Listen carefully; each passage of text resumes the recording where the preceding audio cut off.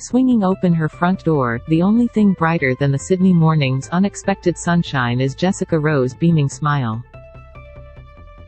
Delivering a flurry of hugs and cheek kisses, Jess' excitement is palpable as she rushes to offer tea, coffee, water, bustling into the kitchen, which, she says, she cleaned ahead of time for us to start up a round of refreshments.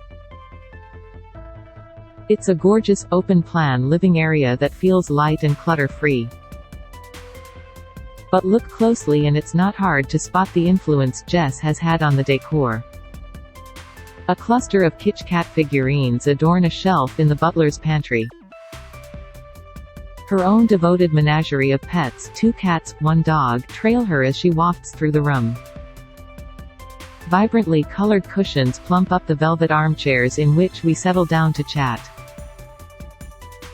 And then there's the large collection of beloved family photographs taking pride of place on the sideboard.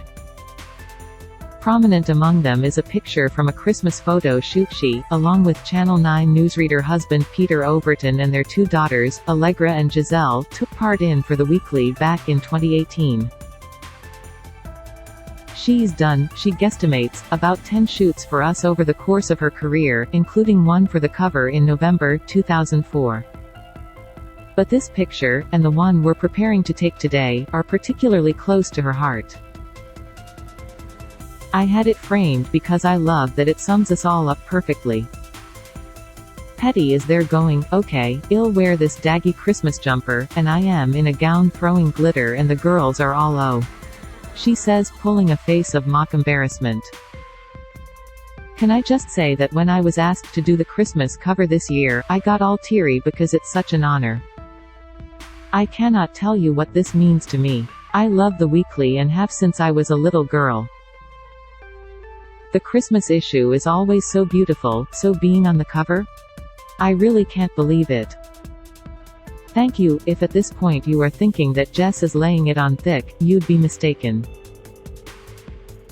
Her nearest and dearest are quick to point out what fans of the self-appointed crap housewife feel instinctively, that she is transparently honest, quick to laugh and proud to point out her own quirks.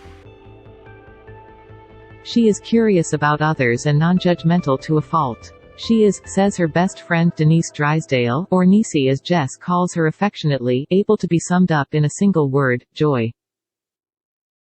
What you see is what you get, the iconic entertainer says. She's not got a nasty bone in her body. And when she meets people, she gives them time. She looks at them and asks questions and listens and connects. Jessica is an enthusiast for life, adds Peter, her husband of 18 years. She sees the best in everyone and everything. And that enthusiasm for life is magnified around Christmas time. Jessica absolutely injects the day with great happiness because I think that's what Christmas is. It can be a tough time for so many people, but she goes out of her way to make it the happiest of days. Christmas is such an emotionally charged time for many people, shrugs Jess in response. It's not all a fairy tale. It can bring up past pain about people who are no longer with us. When families break up, it's very hard. So, it's important to be kind and compassionate because we don't know what others are going through. But also, to be kind to yourself. Your Christmas doesn't need to have all the bells and whistles. It's never going to be perfect, so take the pressure off. Do what brings you joy and be unapologetic about it. Being unapologetic is something that Jess has wholeheartedly embraced in recent years, from her fabulously over-the-top sense of fashion to the invention of her crap housewife business, her candid podcast, the Jess Rowe Big Talk Show, and much more in between. When I had postnatal depression, after the birth of Allegra in 2007, I realized I had to ask for help and I wasn't perfect, she says of what allowed her to let go of the fear of what others think. For me, that was the start of being gentle on myself and letting go of the desire to appear to have it all together.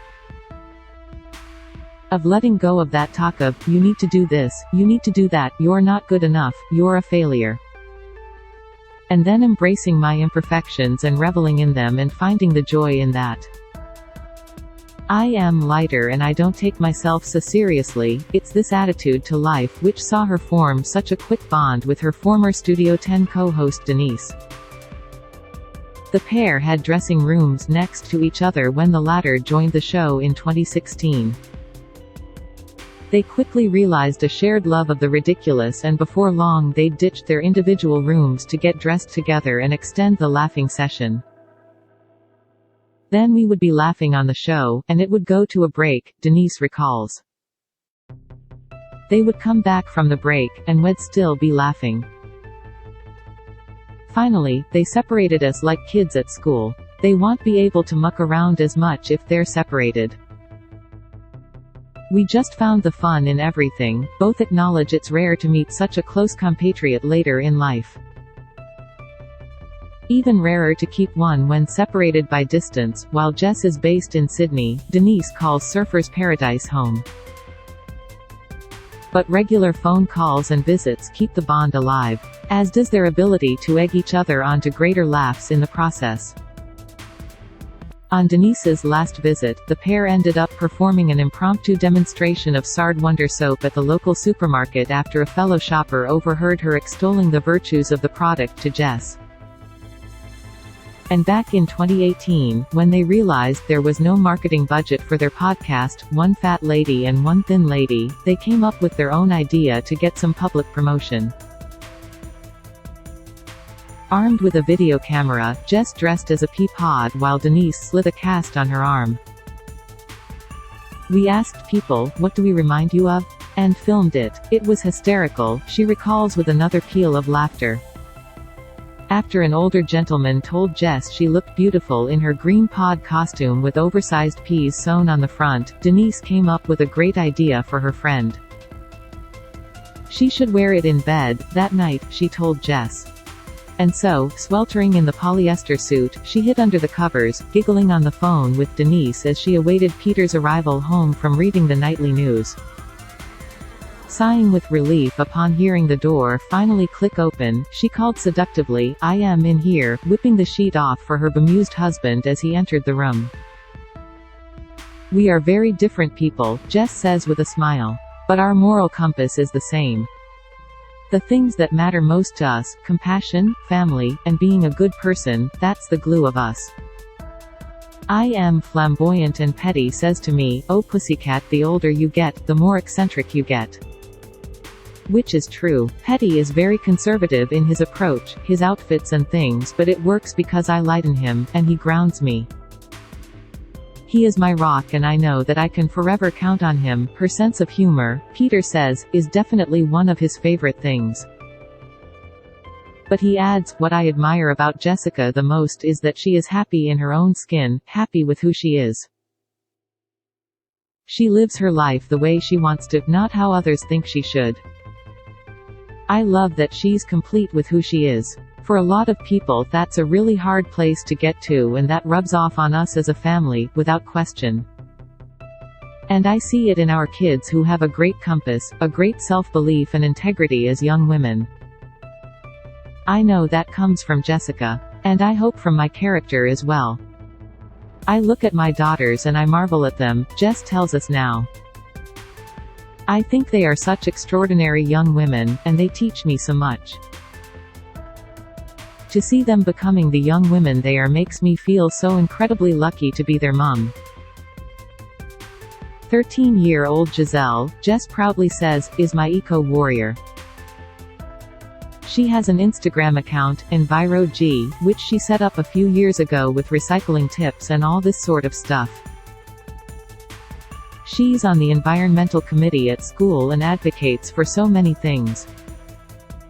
She came with me to the Women's March 4th Justice in Canberra last year.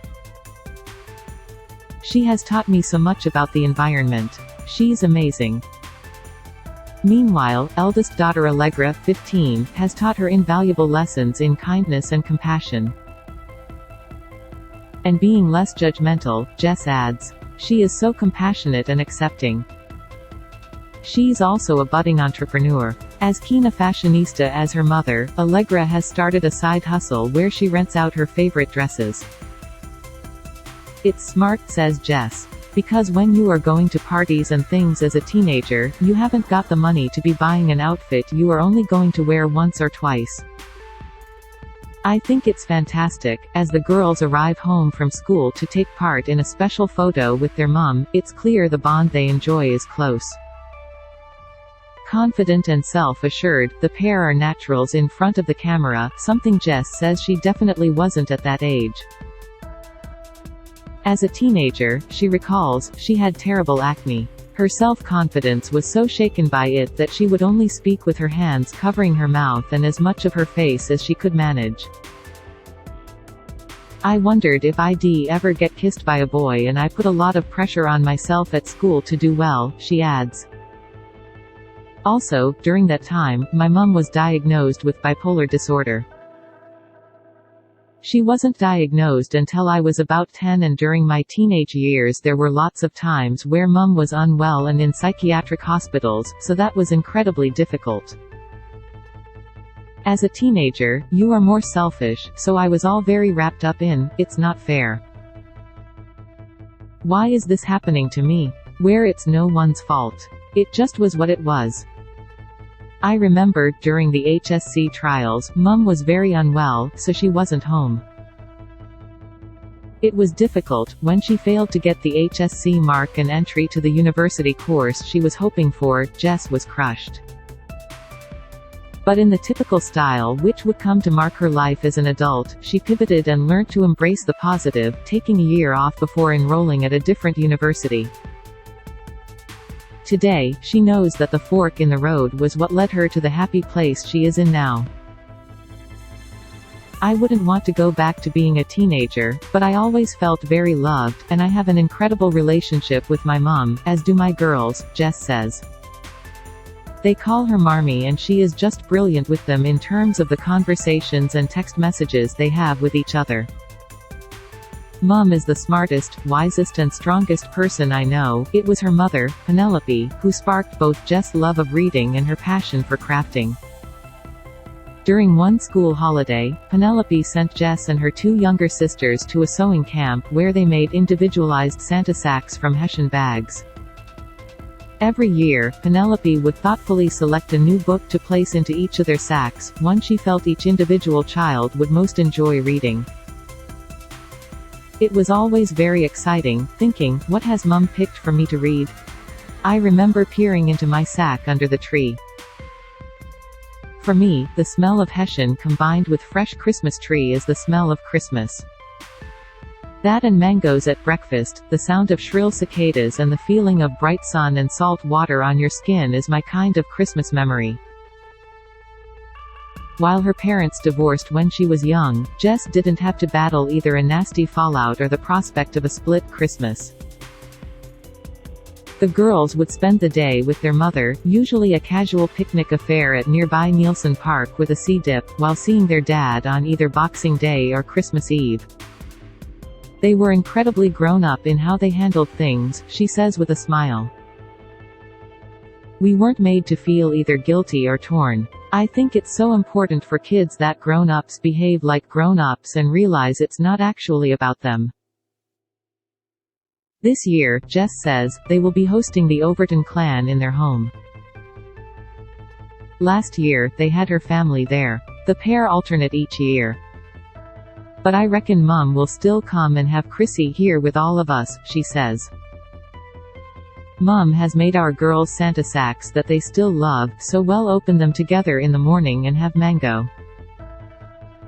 That casualness around Christmas comes from my mom, and dad, who I am also very close to.